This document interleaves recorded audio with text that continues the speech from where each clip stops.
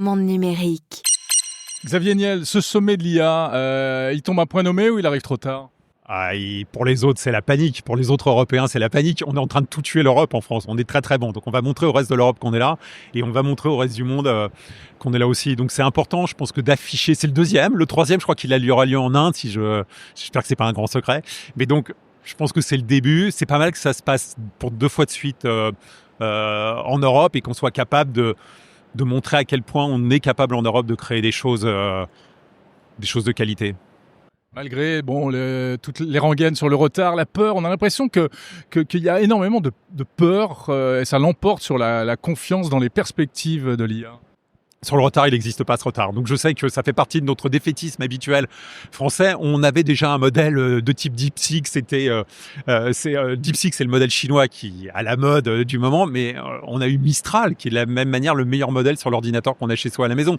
Donc on est là-dedans. Donc je pense qu'on a toujours ce côté défaitiste, mais on est plutôt en avance de phase. On est plutôt très très bien placé en France. Ensuite, la peur, elle est la peur pour son emploi, la peur d'une déstabilisation de la démocratie. Il y a de nombreuses peurs, mais ces peurs, dès qu'on le connaît, dès qu'on sait comment ça marche, dès qu'on comprend comment ça marche, elles ont toutes les raisons de disparaître. Et donc, je pense que c'est un sujet important d'avoir une couverture médiatique significative pour ce sommet de l'IA, pour que les gens aient envie d'essayer d'utiliser ces modèles. Avec Mistral, pour tous les abonnés Free Mobile, on leur offre une version pro de le chat. Et l'idée, c'est quoi? C'est juste de dire testez, essayez.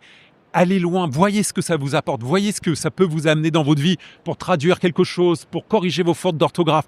Utilisez l'intelligence artificielle et voyez les avantages que ça va vous apporter. Aux États-Unis, il y a Elon Musk qui est en train de de mettre le bazar dans l'administration en mettant de l'IA partout.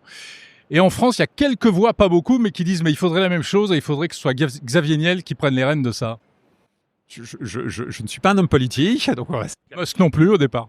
Je sais pas, il a peut-être un projet politique, en tout cas, plus que d'autres, mais si vous voulez, d'un côté, on a des hommes politiques et qui ont un besoin d'être réélus et qui n'ont pas toujours le courage de mettre en place des choses un peu dures ou qui peuvent avoir un impact sur la société.